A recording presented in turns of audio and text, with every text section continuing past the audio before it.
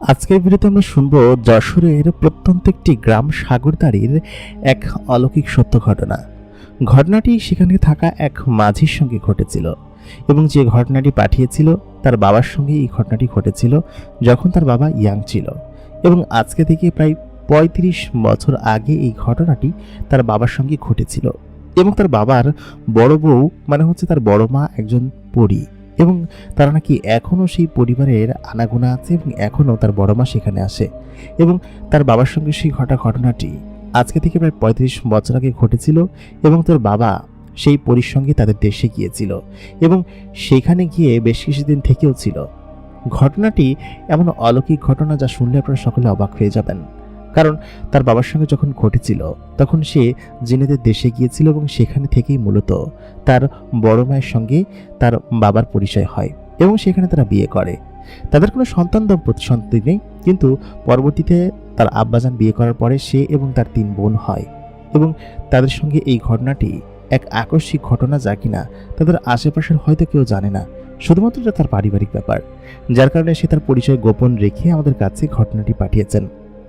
যশোরের সাগরদাড়ির অনেকেই হয়তো আমাদের এই চ্যানেলের সঙ্গে যুক্ত আছেন এবং তারা আমাদের নিয়মিত গল্প শোনেন, কিন্তু যে ঘটনাটি পাঠিয়েছেন তার পরিচয় গোপন রাখার জন্য আমাদের কাছে নির্দেশ রয়েছে। সেই অলৌকিক সত্য ঘটনাটি শুনতে হলে অবশ্যই এই ভিডিওটা শেষ পর্যন্ত আমাদের সঙ্গে থাকুন। আসসালামু আলাইকুম দর্শক, সকলে কেমন আছেন? স্বাগত জানাচ্ছি দ্য মেগাবক্স স্টোরির নতুন আরও একটি এপিসোডে। আশা করি আপনারা সকলে ভালো আছেন। আমাদের গল্পগুলো আপনাদের কাছে ভালো লাগলে অবশ্যই আমাদেরকে কমেন্ট করে জানাতে ভুলবেন না। সেই সঙ্গে আমাদের চ্যানেল নতুন হয়ে থাকলে অবশ্যই চ্যানেলটাকে সাবস্ক্রাইব করে পাশে থাকা বেল নোটিফিকেশন অন করে দিবেন, যাতে করে নতুন ভিডিওর নোটিফিকেশন সবার আগে পেয়ে যান।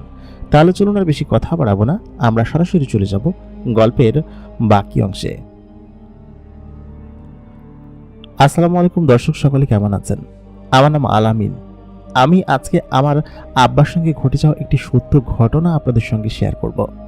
ঘটনাটি আমার আব্বার সঙ্গে যেভাবে ঘটেছিল এবং তার মুখ থেকে যেভাবে শোনা এবং আমার বড় আম্মা যেভাবে বলেছিলেন, সেরকমটাই আজকে আমি আপনাদেরকে বলবো এবং সেরকমভাবেই আমি লিখে পাঠাচ্ছি। আমার বড় আম্মা যে একটা পরী, সেটা আমরা একটু বড় হওয়ার পর জানতে পারি এবং তিনি আমাদেরকে খুব বেশি ভালোবাসেন।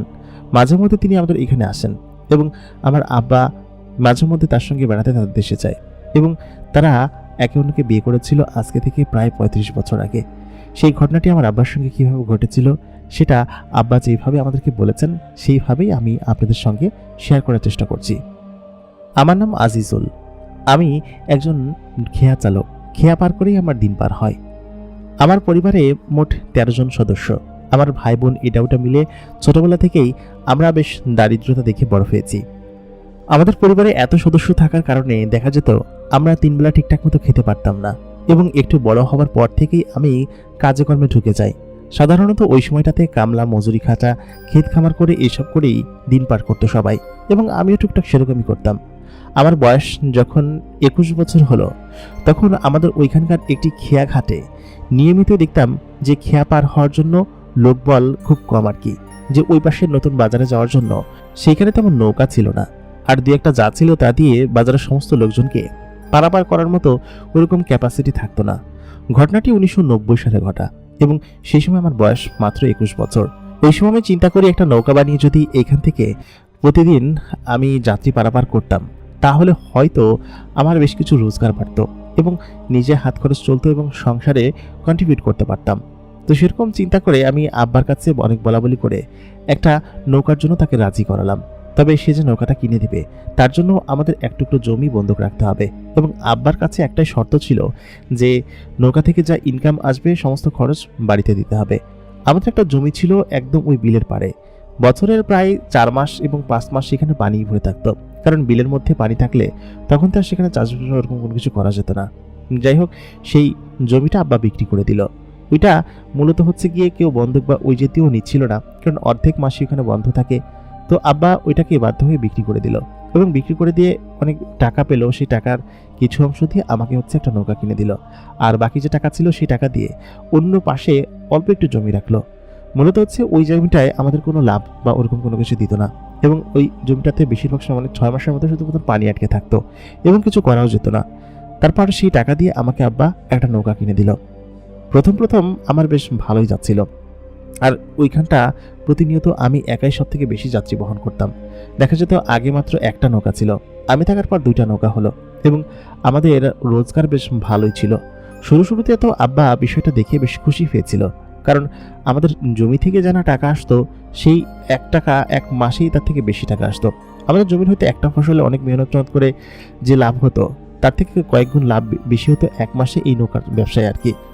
আব্বা তখন বেশ খুশি হয়ে গেল এবং আমার আরেক ছোট ভাই ছিল, তাকে বললো যে তোর একটা নৌকা কিনে দেবো কিনা, একই ঘাটে তোরা চালাবি। তো আমার সেই ছোট ভাই রাজি ছিল না, আর আমি নিজেও রাজি ছিলাম না। কারণ হচ্ছে যে ওনারা যদি এরকমভাবে একই ঘাটে এরকমভাবে বেশি নৌকা হয়ে যায় সেক্ষেত্রে হয়তো যাত্রী কমে যাবে, এরকমটা ছিল। আমাদের 2টা দিয়েই একটা এই পাশে থাকতো আর একটা এই পাশে থাকতো, এরকম করে আমরা ওই খেয়াটা পার করে দিতাম এবং নদীটা খুব বেশি বড় ছিল না। তারপর আমরা সেইখান দিয়ে প্রতিনিয়ত রাত্রি পারাপার করতে লাগলাম এবং আমার ইনকাম বেশ ভালো হতে শুরু করলো। আমি বেশ আনন্দিত ছিলাম এটা ভেবে যে আমি নিয়মিত বাজার সময় যখন কাজ করতাম তখন বেশ ভালো লাগতো। আর হাটবারগুলোতে আমি গভীর রাত পর্যন্ত সেখানে থাকতাম। সাধারণত হাটবারগুলোতে সপ্তাহে 1 দিন হাট হতো এবং সেই একদিনের হাটবারে এখানে প্রায় রাত 8টা 9টা 10টা পর্যন্ত মানুষজন যাতায়াত করতো। তো ওই আরেকজন যে লোক ছিল উনি 10টা পর্যন্ত থাকতো না, বেশিরভাগ সময় আমি রাত 9টা 10টা পর্যন্ত থাকতাম। তো সেরকমই এক রাতের ঘটনা, যেটাতে মূলত আমার সঙ্গে এই ঘটনাটির সূত্রপাত ঘটে আর কি। এবং সেদিনকে আমি চেয়েছিলাম যে আগে বাড়িতে চলে যেতে, কিন্তু কোনো এক কারণে সেদিনকে আর আগে বাড়ি যেতে যাওয়া হয়নি। আমি হচ্ছে কি সর্বশেষ যাত্রী যারা ছিল, এরপরে বাজারে হয়তো আর কোনো যাত্রী নেই, বাজার প্রায় বন্ধ হয়ে গিয়েছে, রাত তখন প্রায় 11টা বাজে। এত রাত্রেবেলা অনেক সকলের বাজার শেষ করে চলে গিয়েছে, আর শেষ যাত্রী আমি তাদের জন্য অপেক্ষা করছিলাম, আমাদের গ্রামের কিছু লোকজন আর কি। তো তখন আমি সেই খেয়াটা ওই পাশে ওদেরকে নামিয়ে দিয়ে আসি এবং নামিয়ে দিয়ে এসে হচ্ছে গিয়ে আমার এই পারে ফেরার কথা ছিল, কারণ আমার বাড়ি হচ্ছে কি এই পারে, আর আমার যে গ্রামের লোকজনকে আমি নামিয়ে দিয়ে আসলাম তারা হচ্ছে ওই পারে কোনো একটা আত্মীয় বাড়িতে যাবে বাজার শেষ করে, এবং সেইখানে তারা যাবে, এই জন্য আমি খেয়ার ওই পারে তাদেরকে নামিয়ে দিয়ে আসলাম। তো রাত তখন 11টা 11:30 বাজে, জ্যোৎস্না রাত, বেশ গভীর রাত। আর ওই পাশের যে খেয়া ঘাট ছিল সেই খেয়া ঘাটটা ছিল হচ্ছে একদম জঙ্গলের মতো জায়গা, নদী থেকে একদম উপর পর্যন্ত রাস্তা পর্যন্ত পুরো জঙ্গলের মতো জায়গায় উঠে গেছে, মাঝখান দিয়ে মাটির রাস্তা এবং দুই পাশে ঘন জঙ্গল আর কি, নদীর পাড় ঘেঁষে। ওইখানে কোনো বাড়ি ঘরদোর নেই, এরকম জঙ্গল জাতীয় জায়গা। আর রাস্তাটা অনেক উপরে উঠে গেছে, অনেকটা নিচে নেমে তারপর পানির ভিতরে আসতে হয়। তো ওই ঘাট পর্যন্ত আমি তখন বসেছিলাম এবং বসে নৌকাটা হচ্ছে গিয়ে পাটাতন থেকে বাঁধছিলাম, বাদে খুলে হচ্ছে গিয়ে বৈঠা মারতে যাব।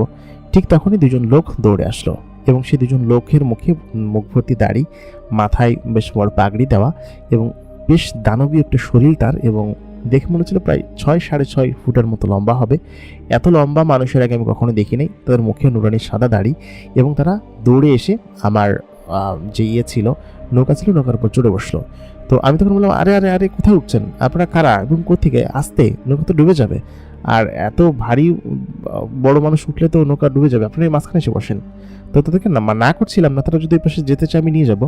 তো তখন সেই লোক দুটো বললো কি যে আমাদেরকে একটু উপকার করো, আমাদেরকে একটু নামিয়ে দিয়ে আসো। তো আমি তখন বললাম, কোথায় নামিয়ে দিয়ে আসবো? সে তখন বললো যে এই সোজা নদীর পথ ধরে এখান থেকে 1 কিলোমিটার সামনে তারা নামবে আর কি। তো আমি তখন বললাম যে তা আপনারা ওই পাশে পার হয়ে তারপরে যান, আমার নৌকা নিয়ে যেতে হবে কিসের জন্য? সে তখন বললো যে আসলে আমরা একটু বিপদে পড়েছি, আপনি যেভাবে পারেন আমাকে দিয়ে আসেন আর কি, এই দক্ষিণ দিকে, এই দিকে আমরা 1 কিলোমিটার পথ পর্যন্ত যাব। তো আমি তখন বললাম যে তো ওই দিক দিয়ে গেলে আমি তো এতদূর নৌকা নিয়ে যেতে পারবো না, নৌকা অনেক কষ্ট হবে বৈঠা বাইতে, আর তাছাড়া আমরা এত দূরের পথে আমি যাই না, আর আপনারা কারা এত রাত্রেবেলা? তো লোক দুটোর চেহারা সুরত বেশ নুরানি চেহারা ছিল, মুখে সাদা দাড়ি ছিল। তো লোক দুটো তখন রিকোয়েস্ট করতে শুরু করলো, বলুন তাড়াতাড়ি এখান থেকে চলুন, এখানে আমাদের একটা বিপদ আছে, আপনারা খুব দ্রুত এখান থেকে চলুন আর কি, আপনি যত টাকা চান তত টাকাই দিব। তো আমার ওই সময়তে টাকা পয়সা নিয়ে তেমন কোনো সমস্যা ছিল না। তখন আমি তাকে বললাম যে আচ্ছা ঠিক আছে যাচ্ছি, কিন্তু আপনারা এরকম হয়ে আছেন কিসের জন্য, এরকম মানে প্যানিক হয়ে আছেন কেন, বা এরকম কোনো কিছু জিজ্ঞেস করলাম তাকে। তো জিজ্ঞেস করার পরে তখন তারা বললো যে আমি সমস্ত কিছু বলবো, আপনি চলেন আর কি। তো আমি যখন নৌকাটা ঘাট থেকে পার করলাম অর্ধেক রাস্তা পর্যন্ত আর কি, ওই পানি পর্যন্ত, ঘাট তখন স্পর্শ করা বাদ দিয়ে দিয়েছে এবং ঘাটে থেকে বেশ খানিকটা দূরে চলে এসেছি। তো সেই মুহূর্তে দেখলাম যে নদীর পাড়ে মানে যে খেয়া ঘাটটা ছিল সেই খেয়া ঘাটে প্রায় 10-12টা কুকুরের মতো, এরকম কুকুর, তাদের চোখগুলো গাঢ় লাল হয়েছিল, এরকম কুকুরগুলো আমাকে দেখে ঘেউ ঘেউ করছিল। তো আমার ইসের ভিতরে সবসময় আমি ঢিল রাখি, তো ওই ঢিল দিয়ে সেই কুকুরগুলোর গায়ে মারছিলাম। তো ওই লোকগুলো তখন না করলো যে না, ওদেরকে মারার দরকার নেই, ওরা যা করছে করুক, ওরা এই পাশে আসতে পারবে না। তো তখন ওই পানির ভিতরে আমি এবং ওই দুজন লোককে নিয়ে যাচ্ছিলাম। তো দুজনের লোকের গায়ে খুব সুন্দর সুঘ্রাণ ছিল, সম্ভবত আতর মেরেছে, আতরের ঘ্রাণ ছিল। তো আমি তখন তাকে বললাম যে আপনারা কোথায় যাচ্ছেন এবং এই দিক দিয়ে কেন যাচ্ছেন? আপনারা চাইলে তো ওই নদীর পথ ওই পাশে গিয়ে বাজারে গিয়ে কোনো ভ্যানটা নিয়ে গিয়ে চলে গেলেই পারেন। তো সে তখন বললো যে কারণ আছে কিছু, কারণ আমি বলতে পারবো না, আমি আপনাকে পরবর্তীতে কোনদিন যদি আসি তাহলে বলবো, আপনি চলুন, দয়া করে আমাদেরকে নিয়ে এই পর্যন্ত চলুন। তো আমি বললাম কি আচ্ছা ঠিক আছে, আপনারা যাবেন, আপনারা ভালো জানেন, চলেন। তারপর আমাকে হচ্ছে গিয়ে ওই লোকগুলো ইনস্ট্রাকশন দিল যে এই পর্যন্ত যেতে হবে। তো ওনারা বলেছিল যে 1 কিলোমিটার পর্যন্ত নদীর পথ বেয়ে যেতে হবে, সময় লাগবে অনেকটা, আর আমার বাড়িও ওই দিকটাই, আমি নৌকাটা ওই পাশে বেঁধে রেখে বাড়িতে উঠতে পারবো। তো সেই জন্য আমি গেলাম আর কি। তো আমি দেখলাম যে আমার বাড়ির পথ ছাড়িয়ে আর ওই পাশে চলে যাচ্ছে আর কি। আর এই নদীর দুই ধারে হচ্ছে কি শুধুমাত্র গাছপালা, জঙ্গল, এই পাশে রাস্তা আর এই পাশে শুধুমাত্র জঙ্গল, বাড়িঘর দর কম আছে, খুব কম। তো আমি তখন ওই আমার বাড়ির পথ পার হয়ে আর একটু সামনের দিকে গেলাম। তো ওই জায়গাটা হচ্ছে লোকালয় আসে এবং বাজার আছে আরেকটা। তো সেইখানটাই হচ্ছে মূলত ওনারা বললেন কি যে আমাদেরকে এই পাশে নামায় দাও। তো আমি ওই পাশে একটা ঘাট না কিছুই না, একটা কোনার দিকে তোমাদেরকে নামায় দিলাম। তো আমরা দেখলাম শুধুমাত্র উনি ওই ইসে থেকে, নৌকা থেকে লাফ দিয়ে এক লাফে সেই কোনা পর্যন্ত চলে গেল। এবং এখান থেকে লাফ দিলে সাধারণ মানুষের পক্ষে এত দূর ধাপ্পা মারা সম্ভব নয়। তুমি সেই ধাপ্পা মারা ওই পর্যন্ত গেল।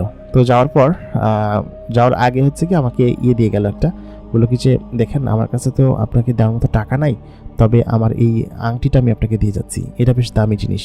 তো এটা বলে দিয়েই হচ্ছে উনি আমাকে কথা বলার সুযোগ না দিয়ে ওইখান থেকে লাফ দিয়ে একবারে সেই বালু ইসের মতো যেরকম লাফায় না, বানর যেরকম লাফায়, ঠিক এরকম 2 লাফ দিয়ে একদম রাস্তার উপর উঠে গেল। আমি জাস্ট হা করে তাকায় রইলাম যে কী ছিল এই জিনিসগুলো। তো আমি তখন দেখে একটু ভয় পেলাম, কারণ হচ্ছে স্বাভাবিক মানুষের পক্ষে এরকমটা করা সম্ভব না, কখনোই না। তো তখন আমি কিঞ্চিত ভয় পেলাম এবং আমার মুখ দিয়ে কোনো কথা বের হচ্ছিল না, আমি কী করবো কিছু বুঝতেও পারছিলাম না। ওই মুহূর্তে আমি তখন নৌকাটা দ্রুত এখান থেকে বৈঠা মারতে শুরু করি এবং আমার হাতে যে আংটিটা ছিল সেই আংটিটা আমি হাতে পরি আর কি। তো আংটিটা দেখে মনে হচ্ছিল বেশ দামি জিনিস, এখন ইমিটেশন না অন্য কোনো কিছু সেটা আমি জানতাম না। মনে মনে একটু একটু বকাই চলে আসছিল তাদের জন্য, কারণ হচ্ছে তারা আমাকে ঠকিয়েছে বা এরকম কোনো কিছু করে গিয়েছে। আংটিটা আসলে স্বর্ণের নাকি অন্য কিছু, আর স্বর্ণের আংটি হলে জীবনে সে দিত না, তো নিশ্চয়ই এরকম কোনো কিছু একটা হয়েছে। যাই হোক, জিনিসটা দিয়েছে ভালো কথা, তাদের উপকার করতে পারছি, এটাই আল্লাহর কাছে শুকরিয়া করে তখন হচ্ছে আমি চলে আসলাম আমাদের বাড়ির কাছে। এবং আমার বাড়ির কাছাকাছি যে ঘাটটা ছিল সেই ঘাটে আমি নৌকাটা বাঁধলাম। সাধারণত এইখান থেকে নৌকা আমি এই পর্যন্ত নিয়ে আসি না, আমি নৌকা হচ্ছে ঘাটেই বেঁধে আসি এবং প্রত্যেকদিন ওইখান থেকেই মূলত হচ্ছে গিয়ে খেয়াটা চালাই। তবে আজকে নৌকাটা আমাদের বাড়ির ঘাটে নিয়ে আসলাম। তো ওই ঘাটে বাঁধলাম, বেঁধে হচ্ছে গিয়ে আমাদের যে বাড়ি ছিল ওই 3টা বাড়ি পার হয়ে তারপর আমাদের বাড়ি পড়ে। তো ওইখানে বেঁধে আমি তখন আমার বাড়িতে গেলাম, গিয়ে রাত তখন প্রায় 1টা বেজে গেছে, মাঝখানে 2 ঘন্টা পার হয়ে গেছে কীভাবে আমি জানি না। লোক দুটো আমাকে অনেকটা পথ নিয়ে এসেছে এবং আমাকে সেখান থেকে ফিরতেও টাইম লেগেছে। তো ফিরে আমি যখন ঘরে গেলাম, ঘরে যাওয়ার পর আমার আম্মা বলতেছে যে কি দেরি করলি কিসের জন্য। আর আমাদের তো অনেক বড় পরিবার, আমরা মোট 7 ভাই আর হচ্ছে 5 বোন, আর আব্বা মা তো আছে, মোট 15 জন সদস্য আমরা। তো এই পরিবার নিয়ে আমরা সেখানে বসবাস করতাম। আমাদের বাড়ি ঘর ছিল মোট 3টা ঘর। তো 2 বোনের বিয়ে হয়ে গেছে, বড় 2 বোনের, আর 3 বোন ছিল তখনও। আর ভাইরা যারা ছিল তারা টুকটাক ওরকমভাবে নিজেদের ঘর বাড়ি করে থাকে, কেউ ঢাকা থাকে, আর যারা আছে সকলে আমরা এইখানেই থাকি আর কি। তো আমার দাদারা মোটামুটি বেশ ভালো বড় লোক ছিল, অতটা বড় লোক না, তবে মোটামুটি আমাদের পরিবারটা টেনে চলে যেত, যেহেতু সকলে চাষবাস করতো, সকলে রোজগার করতো, আর আমি নিজেও রোজগার করা শুরু করছি তখন। তো সব মিলিয়ে আমাদের বেশ ভালো চলে যেত। তো আমি তখন বাড়িতে এসে খাওয়া দাওয়া করে ওই রাত্রে ঘুমিয়ে গেলাম। ওই রাত্রে তো আমি আমার সাথে যা ঘটেছে আমি তো একদম স্বাভাবিকভাবেই নিয়েছি, তবে যাওয়ার সময় যে ঘটনাটা ঘটেছিল সেটা স্বাভাবিক ছিল না, সেটা একটু অন্যরকম ছিল। তো যাই হোক, ওইটা আমি ভুলে গেলাম। তো এরকম করে মাঝখানে প্রায় 1 সপ্তাহের মতো সময় কেটে গেল, 6 দিনের মতো কাটলো। কারণ হচ্ছে এর আগের দিন ঘটেছিল বৃহস্পতিবারের দিন, এরপরে বুধবারের দিন হচ্ছে আমাদের এখানে হাট থাকে। তো ওই হাট বারে আমি তখন সেখানে গেলাম এবং হাট বারে হচ্ছে আমি খেয়া পার করছিলাম। রাত তখন 9টা 10টা হবে, সকালে তখন চলে গিয়েছে আর কি। আমি ওই পাশে এসে তখন বাড়িতে যাবো আর কি। অনেকটা দেরি হয়ে গেছে আর আজকে অনেক টাকা ইনকামও হয়েছে। তো এই ইনকাম হওয়া অবস্থায় এখন তো আমি আর এখানে থেকে আমার লাভ নেই, অনেক টাকা ইনকাম করে ফেলছি। তো নৌকাটা বেঁধে তখন আমি হচ্ছে বাড়ির দিকে হাঁটতে শুরু করলাম আর কি। আমার এখান থেকে বাড়িটা খুব বেশি দূরে ছিল না, আর রাস্তা দিয়ে হেঁটে গেলে হয়তো 20 মিনিটের মতো সময় লাগতো। আর অত রাত্রেবেলা ওইখানে ভ্যান পাওয়াটাও একটা দুষ্কর ব্যাপার। ভ্যান ওইদিকে আমাদের দিকে না থাকলেও হেঁটে চলে যেতাম আর কি। আমার কাছে ভ্যানে চড়তে খুব একটা ভালো লাগতো না। তো ওই সময়টাতে আমি ওই খেয়াঘাটে গিয়ে বাজার সদাই আমি আগে করে রেখেছিলাম, সেগুলো একটা দোকান থেকে নিলাম, নিয়ে সেই বাজারের ব্যাগ নিয়ে বাড়িতে দিকে হাঁটতে শুরু করলাম। তো আমি যখন হেঁটে যাচ্ছিলাম তখন কেন যেন মনে হচ্ছিল যে আমাকে কেউ ফলো করছে, আমাকে বারবার কেউ ফলো করছে। আমি যখনই পেছন দিকে তাকাচ্ছি, পেছনের সেই দুজন লোক, মানে যে দুজন লোক আমাকে ফলো করছে, সেই দুজন লোকও এখানে দাঁড়িয়ে যাচ্ছে। দুজন লোক দুটোকে দেখে মনে হচ্ছে আমার চেনা, কারণ তাদের লম্বা এবং সমস্ত কিছু অস্বাভাবিক মনে হচ্ছিল। যে স্বাভাবিক মানুষ 5 ফুট 8-9 ইঞ্চি হয়, কিন্তু তাদের হাইট অনেক বেশি ছিল। তো তারা আমাকে ফলো করছিল, কিন্তু ওই দুটো লোক আমার কাছে অপরিচিত ছিল। এরকম দুটো লোককে এর আগে আমি কখনো দেখি নাই। তো তখন সেই দুজন লোক হচ্ছে আমাকে আমার কাছে আসলো এবং আমি বললাম যে কী ব্যাপার, আপনি আমাকে ফলো করছেন কিসের জন্য, আপনারা কারা? লোক দুটোর মাথায় পাগড়ি পরা ছিল, পরনে জুব্বা ছিল, মুখে কালো দাড়ি ছিল, আর হচ্ছে খুব সুন্দর চেহারা তাদের, একদম নুরানি চেহারা ঝকঝক করছিল, এরকম অবস্থা। তো আমি তখন তাদেরকে বললাম, কী ব্যাপার মশাই, আমাকে ফলো করছেন কেন, আপনারা কারা এবং কী চাচ্ছেন? তো ওই মুহূর্তে তখন হচ্ছে সেই লোক দুটোর মধ্যে থেকে একজন বলে কি যে আপনাকে আমাদের সঙ্গে যেতে হবে। তো আমি তখন বললাম যে না, আপনাদের সঙ্গে আমি যাবো কিসের জন্য? তো ওই মুহূর্তে ওনারা দুজন এসে আমাকে চ্যাংদোলা করে ধরলো, ধরে আমাকে এক প্রকার শূন্য ভাষায় ফেললো আর কি, মাটি থেকে অনেকটা উপরে তুলে ফেললো। এবং আমি তখন ভয়ে কী করবো কিছু বুঝে উঠতে পারছিলাম না। ওরা আমাকে এমনভাবে ধরেছে, আমার কোনো নড়াচড়ার কোনো অপশন নাই, এবং আমার হাতে থাকা ব্যাগটা সেখানে হচ্ছে পড়ে গেল আমার হাত থেকে। তো আমি ততক্ষণ পর্যন্ত সেন্সলেস হই নাই, যতক্ষণ না পর্যন্ত আমি দেখলাম কি যে আমি মাটিতে দাঁড়ায় আছি। যখন আমি দেখলাম আমি শূন্যেও হাসছি, তখন আমি সেন্সলেস হয়ে পড়ছি। এবং ওই লোক দুটোর মধ্যে একজন বলছে যে ওর বাজারটা বাড়িতে পর্যন্ত পৌঁছে দিয়ে এবং তুই ওইখানে থাকিস, ঠিক আছে? তারপর ওই আরেকজন লোক যে কিনা আমাকে ধরে রেখেছে, সে এক হাত দিয়ে আমাকে ধরে রেখেছে, কিন্তু আমি কোনোভাবে নড়তে পারছিলাম না। তার মানে তার কী শক্তি চিন্তা করেন, এরকম শক্তিওয়ালা একজন মানুষ আমাকে ধরে রেখেছে, আমি কোনোভাবে নড়াচড়া করতে পারছিলাম না।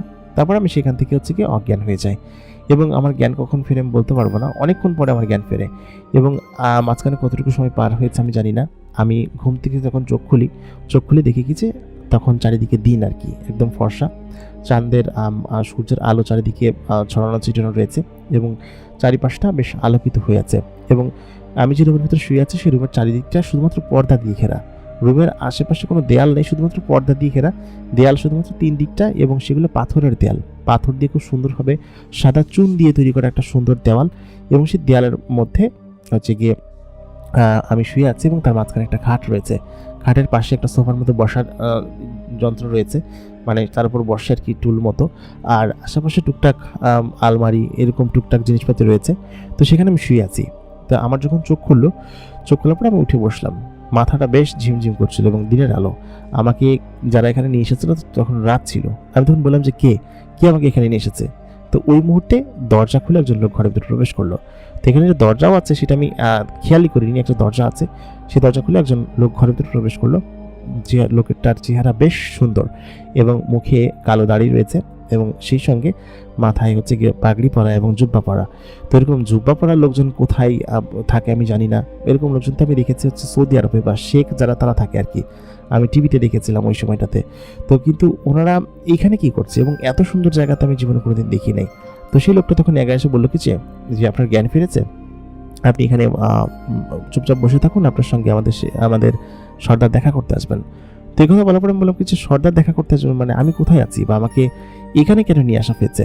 তো ওই মুহূর্তে তখন সেই লোকটি বললো যে সব কিছু জানতে পারবেন, সব কিছু বুঝতে পারবেন, আপনি চুপচাপ করে এখানে বসুন, আপনাকে সব কিছু জানানো হবে, আপনি চিন্তা করবেন না। তারপর আমি হচ্ছে সেখানে শুয়ে থাকি, এবং আমার আর কোনো কিছু করার ছিল না, এখান থেকে বের হওয়ার কোনো অপশন নেই। আমি শুয়ে এদিক ওদিকে হাঁটতে থাকি, তারপর উঠে বসে থাকি। এরপর যখন আমি ওই পাশে গিয়ে পর্দা সরানোর পর আমি সামনের দিকে তাকিয়ে একদম হতবাক হয়ে গেলাম, কারণ পর্দার ওই পাশে বিশাল এক প্রাসাদের মতো জায়গা ছিল, এবং সেই প্রাসাদের সামনে বড় একটা মাঠ ছিল, এবং তার পেছনে বিশাল এক বড় পাহাড়, এবং পাহাড়ের পেছনে এই সাইডটাতে সমুদ্রের একটু অংশ দেখা যাচ্ছে।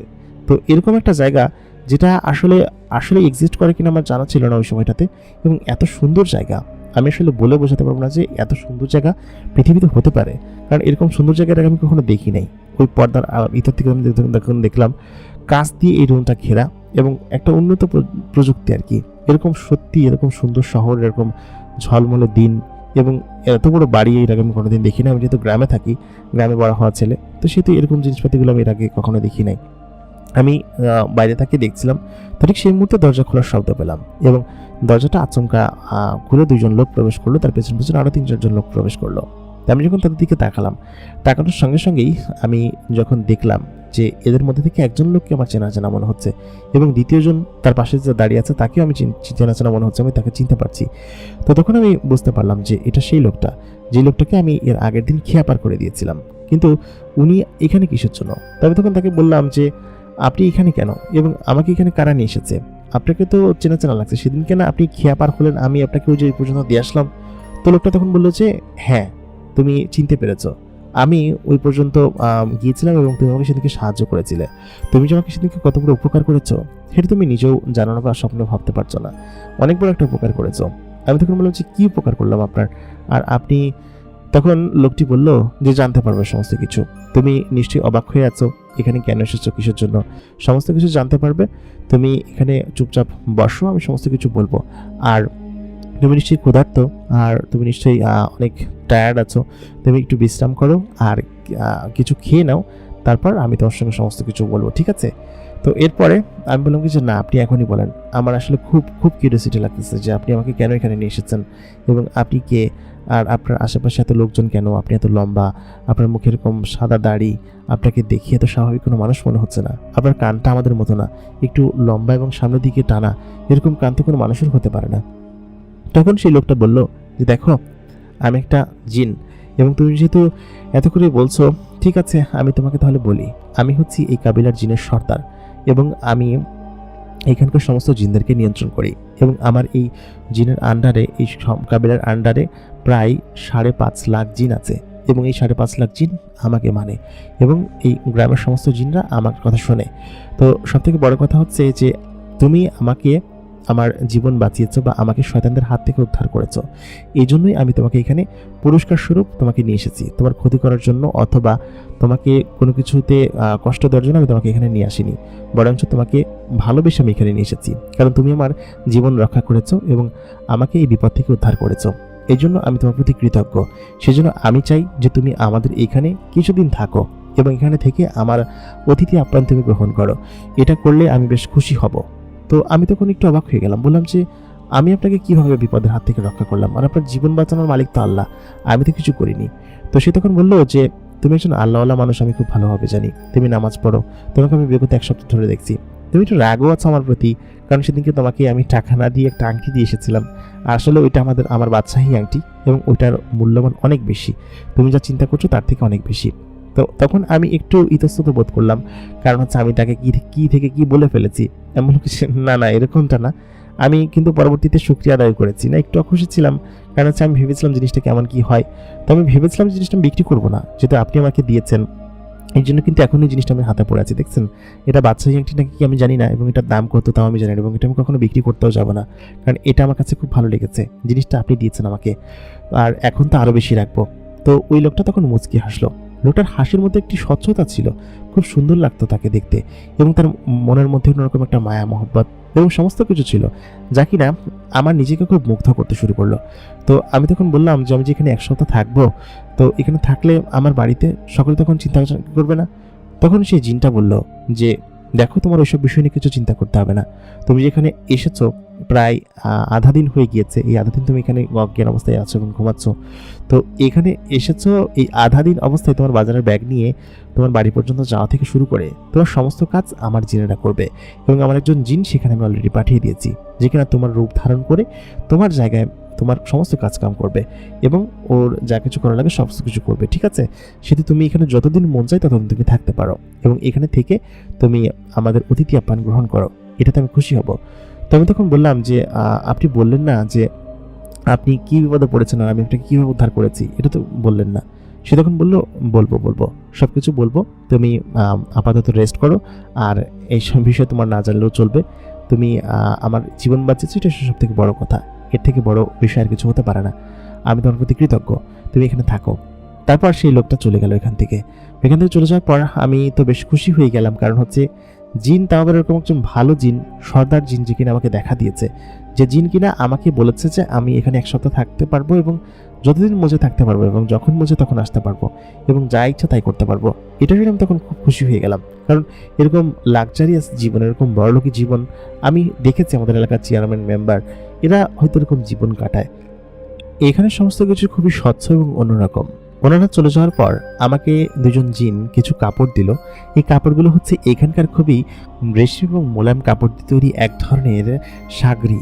এগুলোকে সাগরি বলা হতো এবং এটা ওনারা আমাকে বললেন যে এগুলোকে সাগরি কাপড় বলা হয় এবং এই সাগরি কাপড় খুব নরম এবং মোলায়েম হয়। এটা আপনার জন্য তৈরি করা হয়েছে। আপনি যখন কালকে এসেছেন তারপরে এটা আমাদের এখানকার দক্ষ কারিগর দ্বারা তৈরি করা হয়েছে। আপনি এই জিনিসটা পরে নিন এবং ওইখানে গোসলখানা আছে, আপনারা সেখানে গিয়ে গোসল করে নিন। তারপর আমাকে গোসলখানাটি দেখিয়ে দেওয়া হলো। গোসলখানাটা একদম প্রাকৃতিক পরিবেশের সৃষ্টি।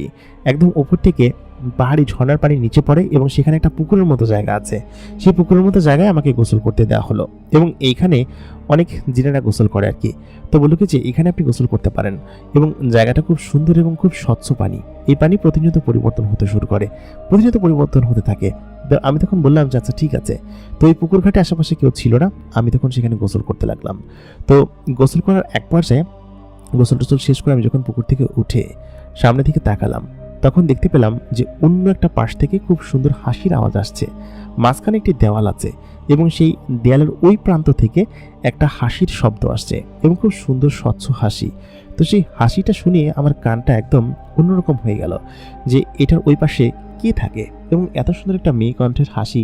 আমি তখন একটু অবাক হয়ে ওই পাশের দিকে নজর বোলাতে লাগলাম। তো দেখতে চাইছিলাম যে ওই পাশে কি আছে। তো আমি আবার জানতাম না যে ওই পাশে এরকম আরেকটা পুকুর আছে এবং সেখানে মেয়েরা গোসল করে। তো ওই পাশের পুকুরটাই আমি যখন উকি মারলাম, উকি মারার পর দেখলাম পুকুরে পুরো পদ্ম ফুল দিয়ে ভরা। পুকুরের পাড়ে একটি মেয়ে বসে আছে এবং তার পাশ ঘিরে আরো বেশ কয়েকটি মেয়ে বসে আছে এবং তাদের মধ্যে থেকে যে মেয়েটি হাসছে এবং সব থেকে বেশি চকচক করছে, সেই মেয়েটির দিকে তাকিয়ে আমার চোখ আটকে গেল। কারণ মেয়েটি এত সুন্দর, আমি আমার জীবনে কোনোদিন জীবনদশায় এরকম সুন্দরী মেয়ে দেখিনি এবং তার চেহারা, লোভ, লাবণ্য সমস্ত কিছুর মধ্যে একটা অন্যরকম মায়া মায়া ভাব আছে, যা কিনা আমাকে একদম প্রায় পাগল করে দিচ্ছিল। আমি তার দিকে হা হয়ে তাকিয়ে রইলাম, কারণ হা হয়ে তাকিয়ে থাকার মতো চেহারা এবং চরিত্র তার। এবং আমি এরকমভাবে তাকিয়ে আছি যে নিজেও বুঝতে পারছিলাম যে সেখানে থেকে আমাকে চলে যাওয়া উচিত। তো আমি বেশ খানিকক্ষণ সেদিকে তাকিয়ে আচমকা একটা পায়ের শব্দ শুনতে পেলাম। মনে হচ্ছিল যে এই পাশের এই পুকুর ঘাটে কেউ প্রবেশ করছে। তো আমি সঙ্গে সঙ্গে নেমে গেলাম। নেমে আমি তখন পানিতে হাত দিতে লাগলাম। তখন সেই দুজন জিন এসে বলল যে আপনি এখন এখানে বসে আছেন, দ্রুত চলুন, আপনার জন্য আমাদের সম্রাট বসে আছেন, একসঙ্গে খাবেন, চলেন। তারপর আমি সেখান থেকে চলে আসলাম। তো মেয়েটির দিকে তাকিয়ে আমি সত্যি অবাক হয়ে যাচ্ছিলাম, কারণ এত সুন্দর মেয়ে আমি সত্যি কথা জীবনে খোদার কসম কোনোদিন চোখে দেখিনি। আর দূর থেকে দেখছিলাম কেমন কেমন লাগছিল, কাছ থেকে কেমন লাগবে দেখতে আল্লাহ মাহবুব জানে। তো যাই হোক, আমি তখন সেখান থেকে চলে গেলাম সেই আমার নিজের কক্ষে এবং সেই জামাটা তখন আমি পরেছিলাম। তো তারপর সেখান থেকে আমাকে সেই টেবিলে নিয়ে যাওয়া হলো। দুজন জিন আমাকে টেবিল পর্যন্ত নিয়ে গেল এবং সেই দুজন জিন বললো কি যে তুমি এখানে বসো এবং খেয়ে নাও। তারপর সেই সর্দারের সঙ্গে বসলাম। তো এই টেবিলের ভিতরে আমি, সর্দার এবং আরেকজন ওনার সম্ভবত ওনার আশেপাশে থাকে। তো সে পেতেই তো আর কেউ ছিল না। তো আমি তার সঙ্গে বসে রইলাম এবং বসে থাকার এক পর্যায়ে তিনি আমাকে বললেন যে তুমি আমাকে জিজ্ঞেস করেছিলে না যে আমাকে জীবন কিভাবে বাঁচিয়েছো অথবা কিভাবে তুমি আমার শত্রু কারা, এসব বিষয়ে আমি আসলে সবসময় সবার সঙ্গে কথা বলতে পারি না, এই জন্য তোমাকে সে সময় বলিনি। ওইখানে বেশ কিছু রক্ষী ছিল, তো ওদের সামনে আমি বিষয়টা বলিনি। মূলত হচ্ছে আমাদের এই রাজ্যটা বা এই আমি যে গ্রামটা শাসন করি, এখানকার সম্রাট আমি। তো এদেরকে যেভাবে শাসন করি আমি, তো ওই শাসনের বাইরে কিছু জিন আছে যারা কিনা আমাদের বিরুদ্ধে সবসময় লড়াই করার চেষ্টা করে এবং আমাদের ভালো দিকগুলো বা তাদের খারাপ কাজগুলো আমরা করতে দিই না বলে তারা সবসময় চায় আমার ক্ষতি করতে। তো এরকমই কিছু দল আছে আমাদের এবং আমাদের পাশের কাবিলা যারা আছে, ওরা থাকে এবং ওরা চায় যে আমার ক্ষতি হোক। কারণ হচ্ছে আমার এই অঞ্চলে সবসময় ভালো ফসল হয়, লোকজন খুশি আনন্দে থাকে, এটা কারোর করে সহ্য হয় না। তো এই জন্য তারা আমার সবসময় ক্ষতি করার চেষ্টা করে, ক্ষতি করতে চায়।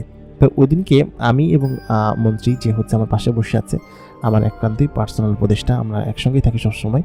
তো উনি এবং আমি আমাদের এক বন্ধু রাজ্য, এখান থেকে বন্ধু কাবিলা এখান থেকে প্রায় 70 মাইল দূরে একটা বন্ধু রাজ্য, সেখানে আমরা গিয়েছিলাম। তো সেখানে যাওয়ার পথে মূলত হচ্ছে কি আমরা ফিরে আসার পথে আমরা ওই শয়তান যেসব জিনগুলো আছে তাদের আক্রমণ হই।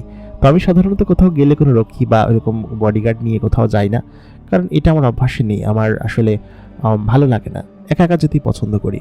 তো ঠিক সেই মুহূর্তে আমি ওইখান থেকে আসছিলাম। তো ওরা কেউ ভাবে জানতে পারে যে আমি হচ্ছে গিয়ে এদিক দিয়ে একা একা আসছিলাম, এবং সামহাও তারা আমাকে ঘিরে ধরে আর কি, আমাকে ক্ষতি করার চেষ্টা করার জন্য। তো আমি আসলে সেটা বুঝে উঠতে পারি না। তো ঠিক সেই মুহূর্তে আমি তোমাকে দেখতে পাই, এবং কিছু জিন আছে যারা মানুষকে খুব ভয় পায় এবং মানুষের আশেপাশে যেতে পারে না। আর তোমার কাছে যখন আমি গেলাম তখন দেখতে পাচ্ছিলাম যে তোমার আশেপাশে কোনো রক্ষা কবচ তোমাকে রক্ষা করছে, যে রক্ষা কবচটা হচ্ছে গিয়ে তোমাকে ওইসব শয়তান জিনদেরকে তোমার কাছে আসা থেকে রক্ষা করছিল। তখন আমি বললাম যে আসলে আমার মা আমার হাতে একটা তাবিজ বেঁধে দিয়েছে, আতাল কুরসি সম্বলিত এবং দোয়া দরুদ সম্বলিত, এক হুজুরের কাছ থেকে নিয়ে। আমি রাত বেরাত বাইরে থাকি, তো কেয়াকাটা পার করি, এই জন্য আমার মা এটা আমাকে দিছে, যে আমার মায়ের এই জিনিসটা সবসময় আমার সাথে থাকে। তো তখন সেই জিনগুলো বললো যে এই তোমার মায়ের দোয়াই হয়তো সেদিনকে আমাকে বাঁচিয়ে দিয়েছে, আর তোমাকে হয়তো রক্ষা করেছে সব জিনদের হাত থেকে। তো ওই জিনগুলো তখন হচ্ছে কি আমাদেরকে আক্রমণ করে, এবং তোমাকে দেখে আমরা সঙ্গে সঙ্গে তোমার নৌকা উঠে বসে পড়ি, এবং আমাদেরকে নিরাপদ দূরত্ব পর্যন্ত পৌঁছে দিয়েছিলে তুমি। এবং আমরা ততক্ষণ পর্যন্ত তোমার সঙ্গে বসেছিলাম এবং খুব তাড়াহুড়ো করে সেদিকে চলে গিয়েছিলাম। এই জন্য হয়তো তোমার রাগ হতে পারে যে তোমাকে টাকা দেইনি আমি। তো এই পর্যন্ত হচ্ছে গিয়ে ওইখান পর্যন্ত ছিল। তো কথা বলছিলাম ঠিক সেই মুহূর্তে ওইখানে সেই মেয়েটি প্রবেশ করলো, যে মেয়েটিকে একটু আগে গোসল করা অবস্থায় সেখানে দেখেছে। তো এটা দেখে তখন হা হয়ে তাকায় রইল, মানে আমি তাকিয়ে আছি, এবং মেয়েটি সেখানে এসে বললো যে বাবা, এই বুঝি সেই লোক যে কিনা তোমাকে বাঁচিয়েছিল। তখন সে আমাকে সালাম দিল, আমি সালামের উত্তর গ্রহণ করলাম। আমি তার দিকে তাকিয়ে কি কথা বলবো, আমি তো হা হয়েছিলাম এবং কোনো প্রকার কোনো কথা বলতে পারছিলাম না। মেয়েটি সেখানে বসলো এবং খাবার খাওয়ার জন্য বসলো, আমি তার দিকে হা হয়ে তাকিয়ে রয়েছি। আমি কোনো কথা বলতে পারছিলাম না তার দিকে তাকিয়ে। সে তো এরকমভাবে তাকিয়ে আমার সঙ্গে কথা বলছে, আমি চোখ নিচু করে রয়েছি। খুব সুন্দর দেখতে, এবং এরকম সুন্দরী মেয়ের আমি কোনোদিন দেখিনি এর আগে। তবে তার সঙ্গে সেরকম দাঁড়িয়ে খাওয়া দাওয়া শেষ করে আমি সেখান থেকে চলে আসলাম। তো মেয়েটি তখন আমাকে বললো যে আপনাকে ধন্যবাদ, আপনি আমার আব্বাজানকে এরকমভাবে বাঁচিয়েছেন, আপনার প্রতি খুব শুকরিয়া। তো তখন সেই সর্দার বললেন যে ওকে একটু আশপাশটা ঘুরিয়ে দেখাস, তোর মহলের দিকে নিয়ে যাস, আর ও তো এখানে নতুন কোনো কিছু চেনে না, আমাদের ওই পাশের প্রাসাদ সমস্ত কিছু দেখাস নিয়ে। তো মেয়েটি তখন বললো যে আচ্ছা ঠিক আছে আব্বা, দেখাবো, এখন আমি যাই। তাই বলে সে তাড়াহুড়ো করে চলে গেল। তো এইবার তাকে আমি কাছ থেকে দেখলাম, সেই সময় তো তাকে দূর থেকে দেখেছিলাম, তো কাছ থেকে দেখে সত্যি আমি এখন অবাক হয়ে গেলাম, কারণ এরকম সুন্দরী কোনো মেয়ে যে হতে পারে সেটা আমার বিশ্বাস ছিল না। তো ওদিনকে সারা রাত আমার ঘুম হলো না, এবং আমি তাকিয়ে রইলাম সারা রাত প্রায় মেয়েটার দিকে, মানে মেয়েটার চেহারা আমার চোখের সামনে ভাসছিল, এবং সেরকমভাবে তাকিয়ে রইলাম। পরের দিন সকালবেলা ঘুম থেকে উঠতে অনেক দেরি হলো, এবং ঘুম ভাঙলো কার ডাকে জানেন? ঘুম ভাঙলো হচ্ছে ওই জিন মেয়েটার ডাকে। মেয়েটি এসে দেখলো আমি তখন পর্যন্ত ঘুমাচ্ছি, কারণ গত রাতে তার কথা চিন্তা করে আমার ঘুম হচ্ছিল না। তারপর সে উঠে পড়লো, মানে হচ্ছে সে আমাকে ডাকলো ধাক্কা দিয়ে এক প্রকার। আমি তখন উঠে তার দিকে তাকিয়ে যেন মনে হচ্ছিল স্বপ্ন দেখছি। স্বপ্নই তো, কারণ যাকে সারা রাত চিন্তা করে ঘুম আসেনি সে আমার চোখের সামনে এরকম ভাবে। আমি তখন তাকে বললাম যে তুমি এখন পর্যন্ত আমার স্বপ্নে।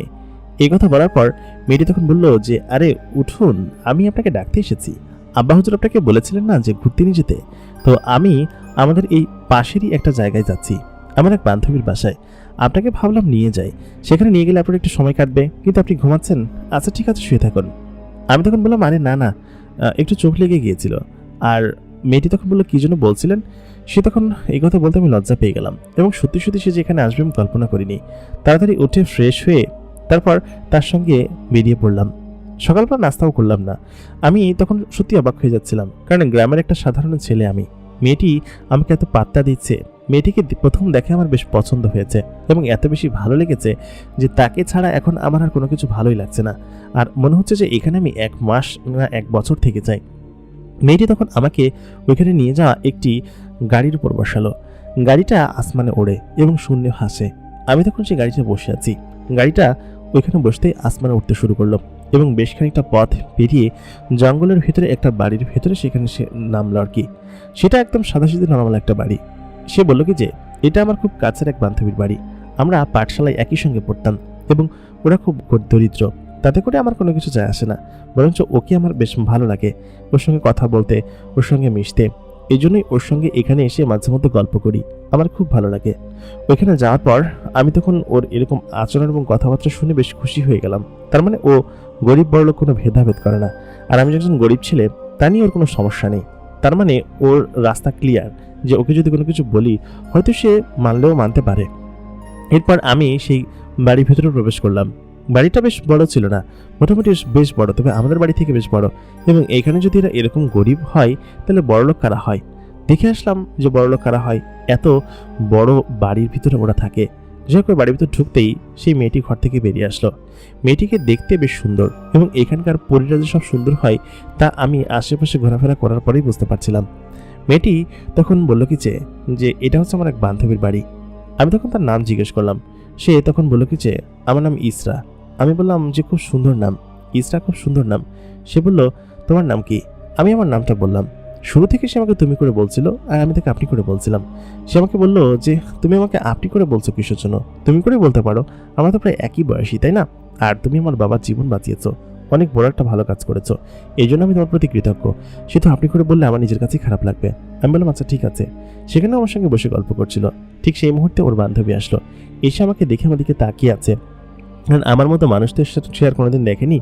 মেয়েটি তখন বলল যে এটা কে? ইসরা তখন জানালো যে এটা হচ্ছে আমাদের বাড়িতে বেড়াতে এসেছে একটা মানুষ। সে তখন দেখে বললো যে হ্যাঁ মানুষ তো বুঝতে পারছি, কিন্তু এখানে কেন? আর আম্মা আব্বা দেখলে কি কি বলবে? তখন মেয়েটি এই কথা বলতেই ইসরা বলল, আরে এ হচ্ছে আমার আব্বার প্রাণ বাঁচিয়েছে। তোরা জানিস না খবর যে কিছুদিন আগে আব্বার উপর হামলা হয়েছিল? তো এই সেই মানুষটা, অনেকেই তো জানে। তো তখন সেই মেয়েটি বলল কি যে আচ্ছা এবার বুঝতে পেরেছি। একজন জিন সেখানে প্রবেশ করলো। তার পুরো শরীরে কালো কাপড় পরা, মুখে সাদা দাড়ি এবং চোখে কালো রঙের সুরমা দেওয়া এবং হাতে একটা লাঠি থাকে সবসময়। জিনটা ঘরের ভিতরে প্রবেশ করতেই সে আমার দিকে তাকালো, তাকিয়ে আমাকে বললো যে কে। তখন তাকে বলার পর সে বললো কি আচ্ছা ঠিক আছে, বুঝতে পেরেছি, তুমি বেশ ভালো কাজ করেছো। তারপর কথা বলে সে উপরে চলে গেল। এটা হচ্ছে ইসরার বান্ধবীর বাবা আর কি। তো সেখানে দাঁড়িয়ে এসে বেশ খানিক্ষণ গল্প করলো, আমার সঙ্গে কথা বললো, তারপর তারা চলে গেল। ইসরা তার বান্ধবীর সঙ্গে গল্প করতে শুরু করলো। গল্প করতে করতে বেশ খানিকটা বেলা হয়ে গেল এবং আমরা সেখানে দুপুরের খাবার খেলাম। সকালবেলা যে আমি না খেয়ে এসেছি সেই সম্পর্কে ইসরা বেশ ভালো জানে, কিন্তু সে ভুলে গিয়েছিল। পরে দুপুরবেলা বললো কি যে আরে তোমাকে না খাইয়ে নিয়ে এসেছি, তুমি আসলে খাওয়ানি, আমি জানতাম না। আসলে একা একা আসতে ভালো লাগছিল না, আব্বা বলছিল তোমাকে নিয়ে আসতে, এই জন্য তোমাকে নিয়ে আসলাম আর কি। দেখো জায়গাটা খুব সুন্দর না? ওদের বাড়িটার চারপাশে বেশ সুন্দর প্রাকৃতিক পরিবেশ। এটা যাওয়ার সময় দেখতে পারলাম, কারণ হচ্ছে চারিদিকটা গাছ দিয়ে ভরা, শুধুমাত্র কিছু অংশ গাছ কেটে সেখানে একটা প্রাসাদের মতো বাড়ি নির্মাণ করা। এবং এদের এখানে খুব কম ঘন বসতি আর কি। গ্রামের ভিতরে যারা বসবাস করে তারা গাছের নিচেই, গাছের ভিতরে বসবাস করে আর কি।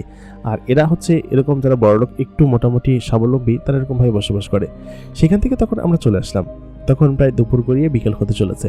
বিকেলের ওই পাশটা সমুদ্রের পাড়ে বেশ ভালো লাগে। সমুদ্রের ওইখানে যখন সে আমাকে একটা বড় পাহাড়ের উপর নিয়ে গেল, পাহাড়ের ওপরে খুব সুন্দর একটা বাড়ি তৈরি করা ছিল। বাড়িটা হচ্ছে একটা ছোট্ট ছাপড়া এবং কুড়ে ঘর টাইপের বাড়ি, এবং পাহাড় ঘেঁষে শুধুমাত্র ফুল গাছ আর ফুল গাছ। বাতাসে সেই ফুল গাছগুলো দোল খাচ্ছিল। শুধুমাত্র সেই ফুল গাছেই যে সৌন্দর্য বৃদ্ধি করেছে তা না, আশেপাশের চারিদিকে সমুদ্রের গর্জন, তারপর সূর্য ডুবে যাওয়া, এই দৃশ্যটা খুব সুন্দর লাগছিল। সেখান থেকে ও আমাকে বলল যে দেখো জায়গাটা খুব সুন্দর না? এই জায়গাটায় আমি প্রায় দিনই আসি এবং আমাদের প্রাসাদটা এখান থেকে খুব সুন্দর দেখা যায়। দেখো এই পাশে আমাদের প্রাসাদ আর এই পাশে এরকম সুন্দর একটা জায়গা। এখানে এই জায়গাটা আমার আব্বাজানি তৈরি করেছে, সুন্দর একটা পার্কের মতো। এখানে আমরা রাজপরিবারের লোকজন ছাড়া আর কেউ আসতে পারে না। এখানে আমি প্রায় দিনই বসে এই সূর্যাস্ত দেখি, আমার কাছে খুব ভালো লাগে। তারপর আমি এবং সে সেখানে বসে সূর্যাস্ত দেখতে লাগলাম। তো বুড়ি মেয়েটি মানে ইসরা খুব ভালো একটা মেয়ে, এবং সবসময় সে হাসি তামাশা এবং মজার ভিতরে থাকে, এবং সবসময় হাসি তামাশা এইসবের মধ্যে খুব থাকে আর কি, খুব মজা তামাশা করে আর কি। তো যাক, ওইখান থেকে তার সঙ্গে গল্প টল্প করে অনেক বেলা পর্যন্ত, প্রায় রাত সন্ধ্যা 7টা পর্যন্ত তার সঙ্গে গল্প গুজব করলাম। সূর্য এক পাশ দিয়ে ডুবে গেল আর এক পাশ থেকে চাঁদের আলো উঠলো। তো এটা দেখে আমার কাছে খুব ভালো লেগেছিল যে এরকম সুন্দর পরিবেশ আমি হয়তো আমার জীবনে করে দেখতে পারতাম না, অনেক ভালো লাগছিল। তো তখন আমি তাকে বললাম যে আচ্ছা ঠিক আছে, বুঝতে পেরেছি, তুমি তাহলে এইসব জিনিসপত্র কখনো দেখোনি, তোমাদের বাড়ির সম্পর্কে কিছু বলো, তোমাদের বাড়িতে কি আছে? তো আমি তখন ইসরাকে বলতে শুরু করলাম যে আমাদের বাড়িতে আমরা মোট 13 ভাই বোন। এই কথা শুনে তখন সে একদম মাথায় হাত দিল, বললো কি বলছো, এতগুলো ভাই বোন তোমাদের? আমাদের তো এত ভাই বোন নেই, আমার বাবার একমাত্র মেয়ে আমি, আর আমার মোট 5 ভাই আছে, এই 6 জন আর কি। তবুও আমার বাবা হচ্ছে কি এরকম, আমাদের জিনের অবশ্য অনেক অনেক সন্তান হয় জিনেদের, তবে ঠিক আছে সমস্যা নেই, এটা নিয়ে কিছু মনে করো না। এই কথা বলতাম, বললাম আরে না না, মনে করার কি আছে, তুমি এই কথা জিজ্ঞেস করলে তাই বললাম আর কি। আসলে আমাদের পরিবারটা বেশ বড় তো, আর আমার দাদার অনেক ইয়ে ছিল আর কি, তো অনেক ভাই বোন ছিল। তো ওই সুবাদে আমাদের পৃথিবীতে এখন ওরকম নিয়ম চলছে। তো তখন বলে আচ্ছা ঠিক আছে, তোমাদের পৃথিবীতে আমাকে একটু ঘুরতে নিয়ে যাও, সেই জায়গাটা দেখলে আমার খুব ভালো লাগবে। তো এরকম করে প্রায় প্রতিনিয়ত তার সঙ্গে আমি গল্প করতে শুরু করলাম, এবং সে আমাকে প্রত্যেকদিন বিভিন্ন জায়গায় ঘুরতে নিয়ে যেত। তার পাশে তার আশপাশটা পুরো বিল্ডিং আমাকে ঘুরে দেখালো, এই বিল্ডিং ওই বিল্ডিং, সম্পূর্ণ বিল্ডিং পাথর দিয়ে তৈরি। এবং আমি বুঝতে পারলাম যে আমাদের পৃথিবীতে, মানুষের জগতে যেখানে আমরা থাকি, সেখান থেকে কতটা উন্নতি এবং কতখানি এগিয়ে এরা রয়েছে, এবং তাদের প্রযুক্তি এবং সমস্ত কিছু আমাদের এখান থেকে বেশ উন্নত, এবং তারা খুব সুন্দরভাবে এখানে বসবাস করে গোষ্ঠীগতভাবে। এবং এখানে এখন পর্যন্ত রাজ্য প্রথা চলে। তো আমাদের ওইখানে তখন পর্যন্ত জমিদার প্রথা এবং এই প্রথাগুলো বিলুপ্ত হয়ে গিয়েছিল, কিন্তু ওদের এখানে এখন পর্যন্ত রাজ্য প্রথা এবং একজন সর্দারের আন্ডারে সমস্ত কিছু নিয়ন্ত্রণ হয় এবং সমস্ত কিছু চলে। তো এরকম করে আমি সেখানে থাকতে শুরু করলাম। তো একদিন, 2 দিন, 3 দিন করে যে কবে কবে সময় পার হয়ে যাচ্ছিল, এবং ইসরা পরিটার সঙ্গে যে আমার সময় কীভাবে কাটছিল সেটা আমি আসলে বলে বোঝাতে পারবো না, কারণ এই সময়টা ছিল হচ্ছে আমার জীবনের সর্বশ্রেষ্ঠ এবং সবথেকে সুন্দর মুহূর্ত। এই সুন্দর মুহূর্তগুলো আমি আসলে ব্যক্ত করতে পারবো না যে কীভাবে কাটছিল আমার সুন্দর মুহূর্তগুলো। একে একে দেখতে দেখতে প্রায় সপ্তাহে 7 দিন, যে 7 দিন আমার এখানে থাকার কথা ছিল, 7 দিন সময় কেটে গেল। আমার বাড়ির কথা একদমই আমি ভুলে গেলাম, কারণ বাড়ির কথা মনে হওয়ার মতো কোনো পরিস্থিতি ছিল না।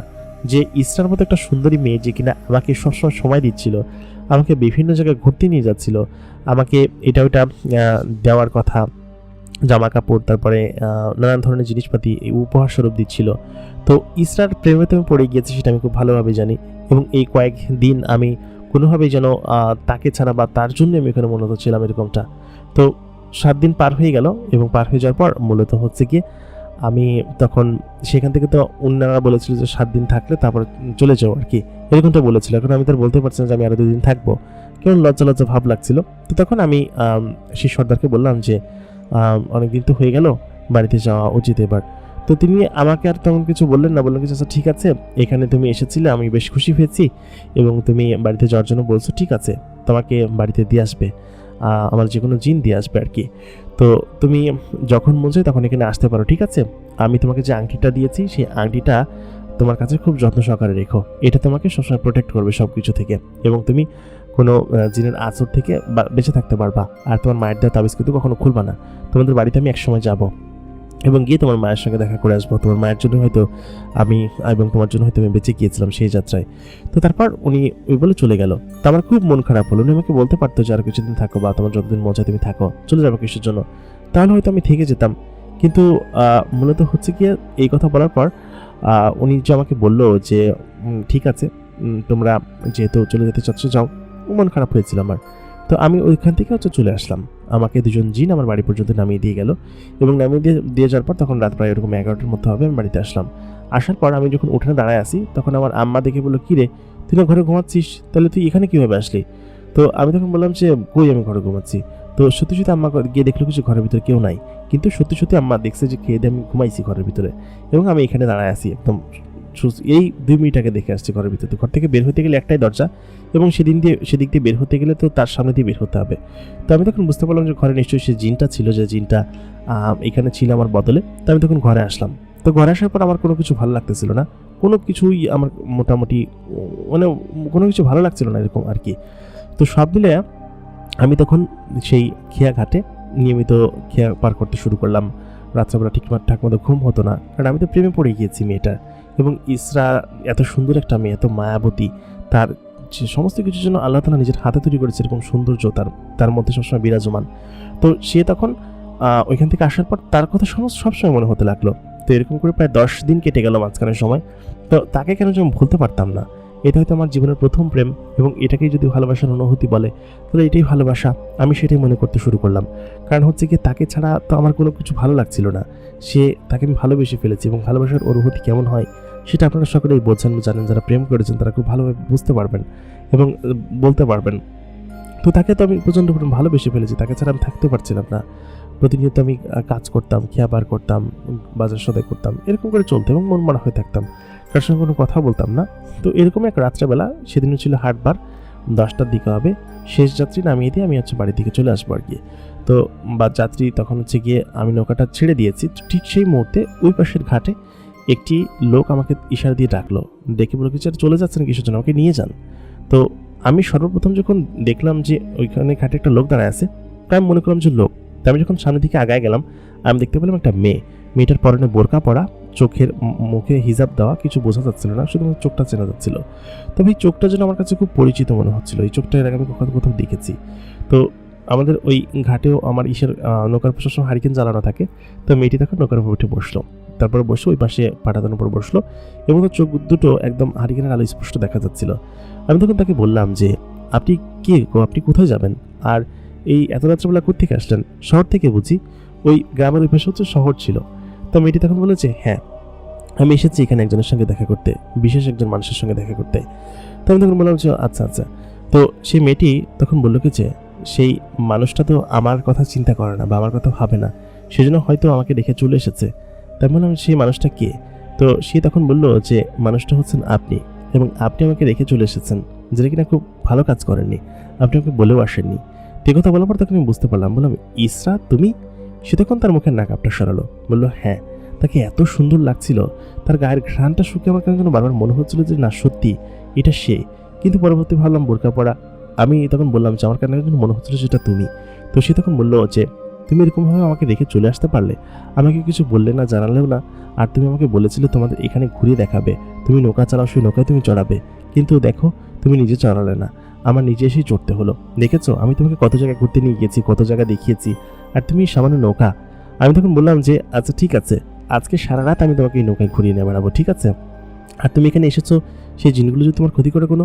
তখন ইসরা বলল যে, তুমি থাকতে আমার আবার কি ক্ষতি হবে, আমার কোনো সমস্যা হবে না, তুমি আছো না, আমি তোমার সঙ্গে ঘোরাফেরা করলে কোনো কিছু হবে না। তো এই কথা শুনে তখন আমি একটু আবেগে আপ্লুত হয়ে পড়লাম, কারণ হচ্ছে সে আমাকে বিশ্বাস করতে শুরু করেছে, এবং আমি তো তাকে ভালোবাসি। সে ভালোবাসে কিনা আমি জানি না, আমাকে হয়তো বন্ধু মনে করে, কিংবা আমার এখানে ঘুরতে এসেছে জাস্ট এটা মাত্রই। তো আমি তাকে ওই দিনকে ঘুরে দেখালাম, সমস্ত নদীর আশপাশ সমস্ত জায়গায় ঘুরে দেখালাম, এবং প্রায় রাত তখন 2:30 হবে। সেই সময় ও আমাকে বলল, খুব ভালো লেগেছে আমার কাছে, আমি যে পদ্মপুকুরে গোসল করি সেই পদ্মপুকুরের আশপাশটা এরকম সুন্দর না, যেরকমটা তোমার এখানে এরকম সুন্দর, সত্যি আমার কাছে খুব ভালো লেগেছে, আমি কালকে আবার আসবো, ঠিক আছে? তো তারপর ও এখান থেকে চলে গেল এবং আমি বাড়ি পর্যন্ত চলে গেলাম আর কি।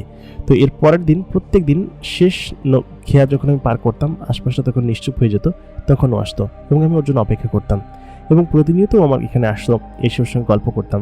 গল্প করতে করতে প্রায় 10-12 দিন কেটে যায় এবং অনেক কথা বলতাম আমরা। কথা বলার এক পর্যায়ে ইসরা আমাকে বলে কি যে, আচ্ছা তুমি কি কিছু বুঝতে পারো না? আমি বললাম যে, কি বুঝবো? আর আমি তো তাকে সত্যি কিছু বলতে পারবো না গিয়ে, কারণ আমি তো তাকে ভালোবাসি সেটা বলতে গেলে সে এত বড় একজন সর্দারের মেয়ে, এত সুন্দরী মেয়ে, আমি একজন সাধারণ গ্রামের এরকম একটা ছেলে, যদি আমি সুদর্শন ছিলাম বেশ, তো এরকম একটা ছেলে আমি কিভাবে তাকে এই কথা বলবো বা কিভাবে আমি তাকে ভালোবাসার কথা জানাবো? তো সেদিন আমাকে বললো যে, সত্যি তুমি বোকা। তখন সে আমাকে ইনডাইরেক্টলি বলতে চাইলো, আচ্ছা আমি যদি তোমাকে বলি যে আমি তোমাকে পছন্দ করি, তাহলে তুমি কি করবে? তো এই কথা শুনে তখন আমার বুক ধরফর করতে শুরু করলো। আমি বললাম যে, তোমার মতো একজন সুন্দরী মেয়েকে কে বা পছন্দ না করবে না, আমি তোমাকে পছন্দ করি। তো এই কথা বলার পর সে আমাকে কাছে ঘুরে বললো যে, তাহলে কেন বলছো না যে তুমি আমাকে ভালোবাসো? এই কথা শোনার পর তখন আমার বুক ধরফর করতে শুরু করলো। আমি বললাম যে, না এটা হতে পারে না। সে তখন বললো, কেন হতে পারে না? আমি তোমাকে ভালোবাসি এবং আমি তোমার কাছে প্রত্যেকদিন কেন আসি তুমি বোঝো না? আমি তোমাকে এই কথাটা না বলতে পারলে কোনোভাবেই শান্তি পাচ্ছিলাম না, এই জন্য তোমাকে বলে ফেলেছি। দয়া করে তুমি আমাকে এভাবে ফিরিয়ে দিও না, বলো। তো আমি তখন কোনো কিছু বুঝে উঠতে পারছিলাম না। বললাম যে, তোমার আব্বা সে যদি কিছু মনে করে? ও তখন বললো, না সে কিছু মনে করবে না, আমি তোমাকে ছাড়া থাকতে পারবো না। তাই বলে ও আমাকে এমনভাবে জড়িয়ে ধরলো যে আমি তো ওকে ভালোবাসি, আমি তো কোনোভাবে ওকে ছাড়তে পারছিলাম না। তো আমিও তখন ওকে জড়িয়ে ধরলাম, বললাম, যদি তোমার আব্বা জেনে যায় বিষয়টা, যদি খারাপ কোনো কিছু হয়? সে তখন বললো যে, না জানবে না এবং কিচ্ছু হবে না। সেদিন থেকে আমাদের দুজনের প্রেমের কাহিনী শুরু হলো এবং প্রেমের অনুভূতি বেশ দারুণভাবে আমরা একে অন্যের সঙ্গে সবসময় ঘোরাফেরা করতাম। আমি প্রত্যেকদিন ওকে নৌকায় ঘোরাতাম আর কি, এবং ও আমার সঙ্গে খুব আনন্দে থাকতো আর কি। এরকম করে মাঝখানে প্রায় 1.5 বছর সময় কাটে এবং 1.5 বছরের মধ্যে ও আমাকে বিভিন্ন জায়গায় ঘুরতে নিয়ে গিয়েছে, অনেক জায়গা দেখিয়েছে, ঘুরিয়েছে। কিন্তু আমি সবসময় ভয় থাকতাম একটা জিনিস নিয়ে, যদি ওর আব্বাজান জেনে যান এবং জেনে যাওয়ার পরে যদি বলেন যে আমার মতো একজন সাধারণ মানুষের সঙ্গে বিয়ে দিবে না, অথবা ওর আব্বাজান আমার প্রতি যে সিম্পেথিটা আছে সেটা যদি না থাকে, অথবা কোনোভাবে যদি আমাকে আমার ত্যায্য করে বা আমাকে বলে যে তোকে শাস্তি দেবো, তারপরে সাহস, আমার মেয়েকে তুই বিয়ে করেছিস, ভালোবেসেছিস কিসের জন্য, এই বিষয়টা যদি সে বলে তখন আমি তাকে কি বলবো? তো যাই হোক, এই বিষয় নিয়ে খুব ভয় ছিলাম। তো একদিন বিকেলবেলা ও আমাকে বলল যে, চলো আমাদের এখানে যাই, একটা কাজ আছে। তো আমি বললাম, কী কাজ? ও তখন বললো, তুমি চলোই না, গেলে বুঝতে পারবে কাজটা কি। তো তারপর আমি হচ্ছে কি ওর সঙ্গে সেখানে যাই। তো সেখানে যাওয়ার পর ওই যে জিনটা ছিল তিনি আমাকে বলেন যে তুমি কি কাজটা ঠিক করেছো। তো আমি তখন বুঝতে পারলাম যে হয়তো উনি জেনে গিয়েছেন, কারণ হচ্ছে তার মেয়ের সঙ্গে আমি এরকম মেলামেশা করছি, ঘোরাফেরা করছি, নিশ্চয়ই জানতে পেরেছে। তো অনেকটা ভয় পাইয়ে দিয়েছিল আমাকে তিনি, এবং তিনি এক প্রকার প্রথমে আমাকে শাসালেন, ধমকালেন, এবং তারপর আমাকে বললেন যে তুমি যে কাজটা করেছো খুব ভালো কাজ করেছো, আমি বেশ খুশি হয়েছি, এবং আমার মেয়ের জন্য তোমার মতো একজন সৎ এবং ভালো পাত্র আমি খুঁজছিলাম, যে কিনা তোমাকে হচ্ছে গিয়ে আমি তার তোমার সঙ্গে বিয়ে দিতে পারবো, এবং তোমাদের সম্পর্ক 1-1.5 বছর ধরে সেটা আমি জানতাম না, জানলে অনেক আগে বিয়ে দিয়ে দিতাম। এবং সেদিনকে আমাকে তার মেয়ের সঙ্গে বিয়ে দেয়, এবং ওই কিছুদিন আগে উনি জানতে পেরেছে, এবং জানতে পারার পরে উনি তার মেয়ের সঙ্গে কথা বলেছে, এবং আমি সত্যি ভয় পেয়ে গেছিলাম সেদিনকে যে আমাকে এরকমভাবে ডাক দিল, এবং সেদিনকে আচমকা আমাদের বিয়ে দিয়ে দিল আর কি। তো বিয়ে দেওয়ার পরে এরপরে আরও প্রায় 4 বছর সময় কেটেছে মাঝখানে, এবং এই 4 বছরের মধ্যে আমাকে হচ্ছে কি ওনারা ওরকমভাবে জামাই আদর যা কিছু করার, এবং ওর সঙ্গে আমার বিবাহ হয়েছে, ওর সঙ্গে মেলামেশা করতাম, সব কিছু করতাম। তো এর মাঝখানে একটা সমস্যা আসলো কি, আমার বাড়ি থেকে আমার আম্মা আমাকে বিয়ে দেওয়ার জন্য এক প্রকার জোর জবরদস্তি করতে শুরু করলো। তো এই বিষয় সম্পর্কে আমি আমার যে স্ত্রী ছিল ওকে আমি বললাম, বলার পর ও আমাকে বললো যে দেখো, আমি তো তোমার সঙ্গে সবসময় থাকি না, আর তোমাকে সমাজে এখানে বসবাস করতে হলে তোমাকে নতুন করে বিয়ে করতে হবে, এবং এখানে থাকলে কোনো সমস্যা হবে না, আমি তোমাকে অনুমতি দিলাম, তুমি বিয়ে করো আর কি। তো তারপর আমি তো তাকে ছাড়া কাউকে বিয়ে করব না, আর পরিবারের সকলকে খুশি করতে বা অনেক কিছু ম্যানেজ করতে, ওরা যেহেতু অনেক ঝামেলা হয়েছিল ওই মাঝখানে। তো তারপর আমার এক খালাতো বোন ছিল, তো ওই বোনের সঙ্গে হচ্ছে আমার আব্বা অনেক আগে থেকে বিয়ে দেওয়ার জন্য বলছিল আর কি, অনেক মানে তাদের কথাবার্তা হয়েছিল আর কি। তো যাক, এক প্রকার ফ্যামিলির সম্মতিতে আমার প্রথম স্ত্রী সম্মতিতে, ইনসার সম্মতিতে তখন হচ্ছে আমাদের সাথে ওর বিয়ে হলো আর কি। তো বিয়ে হওয়ার পরের ঘটনা হচ্ছে এই যে ও আমাদের সব পরিবারের সঙ্গে সবসময় মিলেমিশে থাকার জন্য চেষ্টা করতো, এবং পরবর্তীতে আমার পরিবার সকলে জানে যে আমার একটা পরি স্ত্রী আছে, এবং সে মাঝে মধ্যে এখানে আসে, এবং আমি দুজনের সঙ্গেই থাকি, এবং দুজনেই আমাকে খুব বেশি ভালোবাসে, আমার 2 স্ত্রী। তো এই ছিল হচ্ছে আমাদের জীবনের ঘটনা। তো এই ঘটনাটি আমাদেরকে পাঠিয়েছেন হচ্ছে কি যে তার বাবার সঙ্গে ঘটা ঘটনা, এবং তার বাবার মুখ থেকেই তার শোনা ঘটনাটি, এবং এরকম ঘটনাই ঘটেছিল তার বাবার সঙ্গে, যা কিনা তাদের জীবনকে হয়তো বদলে দিয়েছে। এবং তার বড় আম্মা, যেখানে একটা পরী, সে মাঝে মধ্যে আসে এখানে, এবং এসে তাদের সঙ্গে গল্প গুজব করে, খাওয়া দাওয়া করে, এবং যে কোনো বিপদে এদের পরিবারের আশেপাশে থাকে আর কি। তো এই ছিল হচ্ছে আজকের ঘটনা। আশা করি আপনাদের কাছে ভালো লেগেছে। প্রিয় দর্শক, আজকের ঘটনা যদি ভালো লেগে থাকে তাহলে অবশ্যই লাইক করবেন, কমেন্ট করবেন, শেয়ার করবেন, সেই সঙ্গে আমাদের চ্যানেল নতুন হয়ে থাকলে চ্যানেলটাকে সাবস্ক্রাইব করে রাখবেন। দেখা হচ্ছে পরবর্তী এপিসোডে নতুন কোনো ঘটনা নিয়ে। ততক্ষণ পর্যন্ত ভালো থাকবেন, সুস্থ থাকবেন। খোদা হাফেজ।